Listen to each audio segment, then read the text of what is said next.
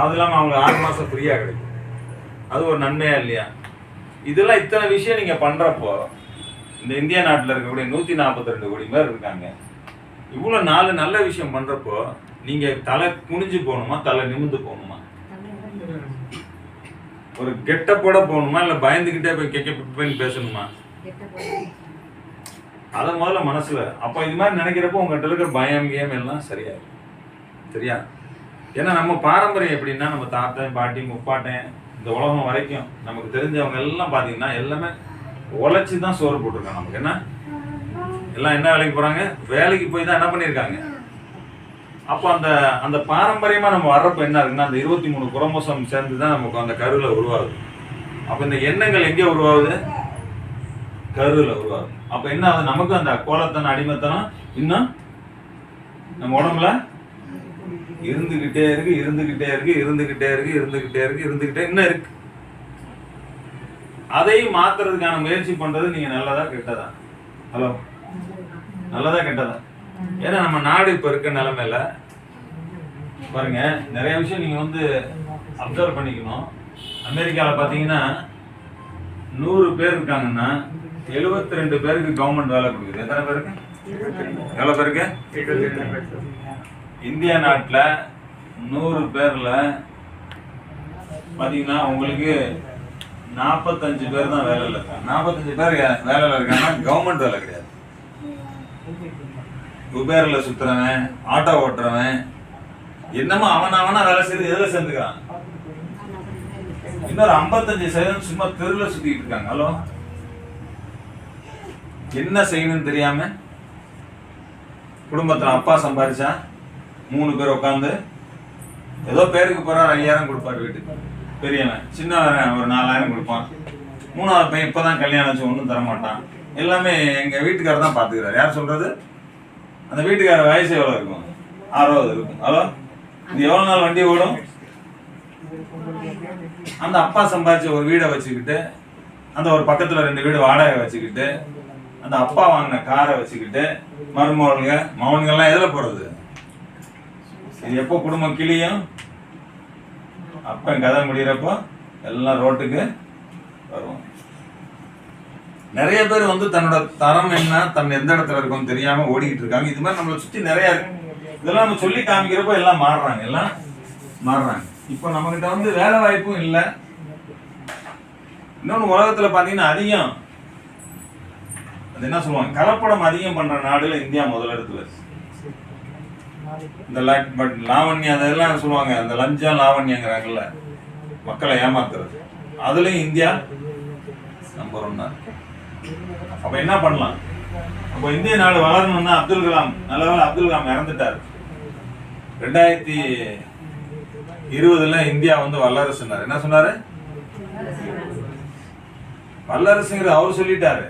மன்மோகன் சிங் என்ன சொன்னாருன்னா, இந்தியால வந்து தனிநபர் வருமானம் அதிகமானாதான் இந்திய நாடு வல்லரசு. இப்ப பாத்தீங்கன்னா உலகத்துல பாத்தீங்கன்னா பணக்கார லிஸ்ட்ல இந்திய மக்கள் நிறைய பேர் இருக்காங்க. உலக பணக்காரர்ல அதானி வந்து உலக பணக்காரர்ல நம்பர் 1 இருந்துட்டு ரொம்ப நாள் இருந்துட்டாரா இல்லையா? அதே மாதிரி முகேஷ் அம்பானி அந்த 50 பேருக்குள்ள இருக்கான். உலக பணக்கார லிஸ்ட்ல இந்திய மக்கள் அதிகம் வர்றாங்க. ஆனா உலகத்துல அதிக ஏழை உள்ள நாட்டுல எது இருக்கு? பணம் எங்க போகுது? ஒரு பக்கமா போய் சேருது. அந்த ஒரு பக்கமா சொல்றதுக்கு நான் சொல்ல வர்றதுக்கு காரணம் என்னன்னா, இந்த வியாபாரங்கள்ல நடக்கக்கூடிய பணங்கள் ஒரே முதலாளிக்கு போய் சேர்ந்துக்கிட்டு இருக்கு. யாருக்கு? முதலாளிக்கு சேர்ந்துக்கிட்டே இருக்கு. ஆனால் நம்ம என்ன ஆகிட்டு இருக்கோம்? கொடுத்து கீழே போயிட்டு இருக்கோம். இப்போ வந்து மல்டி லெவல் மார்க்கெட்னு சொல்லி இப்போ சொல்றாங்க. இப்போ நீங்க வந்து உட்காந்துருக்கீங்க, இந்த கடையோட பேர் வந்து டைரக்ட் மார்க்கெட்டிங். என்னது? Direct marketing, multi level marketing வாங்க. அப்போ பார்த்தீங்கன்னா இந்த டைரக்ட் மார்க்கெட்டிங் வந்து பார்த்தீங்கன்னா 1940 ஆரம்பிக்கப்பட்டது. ஹலோ, 1940 அமெரிக்காவில் எப்படி ஆரம்பிச்சாங்கன்னா, இப்படி ஒரு கடை இருக்கு, இங்க பாத்தீங்கன்னா வாங்குறவங்க இருக்காங்க, வாங்குற மனுஷங்க இருக்காங்க. இடையில பாத்தீங்கன்னா இந்த கடைக்காரங்கிட்ட ஹோல்சேல் ஒருத்தன் இருப்பான், இன்னொருத்தன் டீலர் இருப்பான், இவன் சப் டீலர் இருப்பான், இவன் ஒருத்தன் டீலர் இருப்பான், அப்புறம் ட்ரேடர் ஒருத்தன் இருப்பான், அதுக்கப்புறம் பார்த்தீங்கன்னா சிஎன்எஃப்னு ஒருத்தன் இருப்பான், கிளியர் ஃபார்வர்டு, அதுக்கப்புறம் தயார் பண்ணுறவன் கம்பெனி, இது கம்பெனி வச்சுக்கோ, சாரி இது கம்பெனி, தயார் பண்ணுற கம்பெனி. இந்த பக்கம் பார்த்தீங்கன்னா நம்ம மனுஷன் வாங்குறவன் எங்கே இருக்கான், இங்கே நிற்கிறான். இப்போ கம்பெனி C&F அப்படியே வந்து எங்கே வந்தது, கடை. இதுக்கு நடுவில் பார்த்தீங்கன்னா நம்ம 2 பேரும் இணைக்கிறதுக்கு ஒரு விளம்பரம், மீடியா. இதில் எல்லா டிவி, சன் டிவி, அந்த டிவி, இந்த டிவி. கலாநிதி மாறன் பார்த்தீங்கன்னா இப்போ 6000 கோடி வச்சிருக்காரு. எவ்வளோ? எதுலேருந்து சம்பாதிச்சது? Sun TV. அந்த சன் டிவி எப்படி ஓடிச்சு, சன் டிவி எப்படி வளர்ந்துச்சு? அந்த விளம்பரங்கள். இந்த விளம்பரங்கள் பணம் எங்கேருந்து வாங்குறான், விளம்பரம் பண்ணுறான் எங்கேருந்து வாங்குறான்? அந்த சோப்பு மேலே, அந்த எண்ணெய் மேலே காசு என்ன வைக்கிறான், விளம்பர செலவை திணிக்கிறான். அந்த வாங்கின காசை எங்கே கொண்டு வந்து தரான், விளம்பர டிவிக்கு தரான். டிவிக்காரன் வளர்றான், பொருளை தயார் பண்ணுறோம் வளர்றான். இந்த விளம்பரம் பார்த்து கடையில் காசை ஏன் விடுறான்? 50,000 தான் விடுறான். கல்யாணத்தப்போ நான் 25 பவுன் போட்டு வந்தேன், இப்போ 17 வருஷம் ஆச்சு, இப்போ 2 பவுன் இந்த தோடு மட்டும்தான் இருக்குது, அறுத்துட்டு போயிடுவான் போல. யாரு சொல்றாங்களா இல்லையா? சொல்றாங்களா இல்லையா? அப்ப என்ன ஆகுதுன்னா, பணங்கள் வந்து இந்த மக்கள் என்ன பண்றாங்க, இழந்துக்கிட்டே இருக்கான். எங்க தாத்தா வந்து 100 ஏக்கர் வச்சிருந்தாரு, எங்க அப்பா 50 வித்தாரு என்னை படிக்க வைக்க, இப்ப நான் வீடு கட்ட அதை வித்துட்டு இப்ப நான் ஒரு வீடு வச்சிருக்கேன். இந்த வீடை பொண்ணா கட்டி கொடுக்குறப்ப வித்துருவேன். ஹலோ, புரியுதா? அப்புறம் ஒரு வசனம் சொல்லிக்கோ, சாப்பிட்டதும் வாழ்ந்ததுதான் மிச்சம், ஒரு வசனம் வேற சொல்லிக்க சொல்றோமா?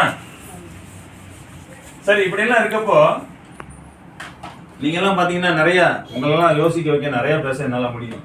இப்ப இந்த உலகத்துல வாழணும்னா என்ன வேணும், என்ன வேணும், என்ன வேணும்? பணம் வேணும். பணம் வேணும்னா என்ன பண்ணுவீங்க? இங்க உட்காந்துருக்கோம், பணம் வேணும்னா என்ன பண்ணுவீங்க? பணம் வேணும்னா என்ன பண்ணுவீங்க? ஒண்ணு வேலைக்கு போகணும், இல்லாட்டி என்ன பண்ணணும், வேலைக்கு போகணும், இல்லாட்டி அதுக்கு பேர் என்ன, வியாபாரம் பண்ணணும். என்ன பண்ணணும்? வேலைக்கு போகணுங்கிறது என்ன, வேலைக்கு போறீங்க. இன்னொன்னு வியாபாரம் பண்ணுறீங்க. இப்போ வேலைங்கிறது என்ன? வேலையில 2 விதம் இருக்கு. வேலையில பாத்தீங்கன்னா மண்ணு அள்ளுறது, மண்ணு சித்தாள் இருக்கா, சித்தாள் வேலையும் வேலை தான். நீங்க IAS படிச்சு, IPS படிச்சு, CA படிச்சுட்டு போய் பெரிய அதிகாரியா உட்கார்றதும் வேலை. ஒத்துக்கலாமாப்பா? ரைட். இன்னொன்னு பாத்தீங்கன்னா என்ன, வியாபாரம்னா என்ன? இங்க பக்கத்து தெருவில் உட்காந்துக்கிட்டு பூ கட்டி விற்றாலும் வியாபாரம் தான். அம்பானி கூட வியாபாரம். என்னது? பூ கட்டி வித்தாலும் அவன் பேரும் வியாபாரம் தான். அம்பானி ஆனாலும் வியாபாரம். இந்த மனுஷன் பணம்னா இந்த 2ல ஏதோ ஒண்ணுதான் பண்ணி ஆகணும். சரி, என் வேலைக்கு போய் சித்தாள் வேலைக்கு போனா பணம் பத்துதா? சரி, இந்த வேலைக்கு போனா பணம் பத்துதா? IAS IPS பத்தாதா? பத்தும். ஆனா கிடைக்குதா அந்த வேலை? சரி, அந்த வேலை கிடைச்சாலும் அந்த வேலையில இருக்க அந்த மனைவி கிட்ட போய் அவன் புருஷன் வேலைக்கு போறதை பத்தி கேளுங்க, 1000 குறை சொல்லுவான். 1ஆம் தேதி வீட்டை விட்டு கிளம்ப 30,000 கூட வீட்டு பக்கம் வரல. எப்ப இதே பாருங்க, டாக்டரை பார்க்கலாம். டாக்டர் பாத்தீங்கன்னா காலைல பாத்தீங்கன்னா 8 to 10 ஒரு இடத்துல உட்காந்துருப்பான். 10:30ல இருந்து 11 வரை 12 வரைக்கும் ஒரு இடத்துல உட்காந்துருப்பான். இங்க எப்படியே போவான். திருப்பி நைட்டு வந்து பேஷண்ட்டை பார்ப்பான். நைட்டு 11 மணிக்கு ஆப்ரேஷனுக்குவான். போயிட்டு சுத்திக்கிட்டே இருப்பான். ஒரு டூர் வர மாட்டான், எங்கேயும் வர மாட்டான். பணம் இருக்கும், அவனுக்கு என்ன இருக்காது, நேரமே இருக்காது. புரியுதா நான் சொல்றது? ஆனா இந்த சித்தா வேலைக்கு போயிட்டு வர்றவன்ட்ட பணம் இருக்காது, நேரம் நிறைய வீட்டுக்குள்ளாரே தான் இருப்பான். ஹலோ, ஒன்று ரோட்ல இருந்து அரட்டை அடிப்பான், இல்லாட்டி என்ன பண்ணுவான், ஒய்ஃப் விட்டு அவங்க இருப்பான், இல்லாட்டி கட்டிங் போட்டு பல்ட்டி அடிப்பான். ஹலோ, உண்மையா இல்லையா? அப்ப நீனா இந்த வேலையை நமக்கு லொல்லு பண்ணுது, இந்த வேலையும் கிடைக்கிறதும் இல்லை. இப்போ வியாபாரம் பண்ணா இந்த இடத்துல இருந்தோம்னா என்ன ஆகுது, பணம் பத்தாது. இப்போ இந்த இடத்துல அம்பானி ஆயிட முடியுமா? அப்போ என்ன பண்ணாங்கன்னா, இப்போ இது ஒரு விஷயம், இது நம்ம ஞாபகம். இன்னும் 2வது விஷயம் என்ன சொல்றேன்னா, இப்போ நீங்க 100 ரூபா சம்பளம் வாங்குறீங்க, எவ்வளோ தெரியுதா எல்லாத்துக்கும்? 100 ரூபா நடுவில் இருக்கனால கூட இப்படி உட்காந்துருக்கனால குழப்பமா இருக்கு. 100 ரூபா சம்பளம் வாங்குறீங்க, 8 மணி நேரம் வேலை செய்றீங்க. இப்போ 200 ரூபா வேணும்னா எத்தனை மணி நேரம் வேலை செய்யணும்? 16 மணி நேரம். இது வந்து பேச்சுலர், 18 வயசுல இருக்கும். இது வந்து ஒரு கல்யாணம் ஆயிடுச்சு. சரி, ஒரு குழந்தை பிறந்துருச்சு, இப்போ எவ்வளோ வேணும்?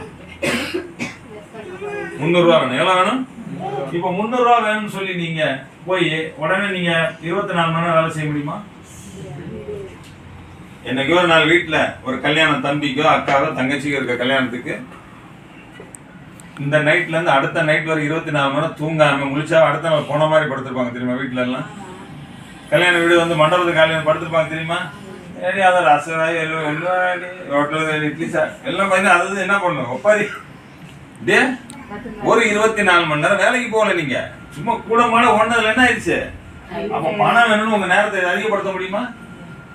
அப்ப என்ன ஆகுது? சரி, இப்ப கேட்கிறேன் ஒரு கேள்வி. அம்பானி எப்படி பணக்காரனா? பணம் எப்படி பிளஸ் ஆகிட்டே போகுது. அதானி எப்படி ஆனா? பணம் எப்படி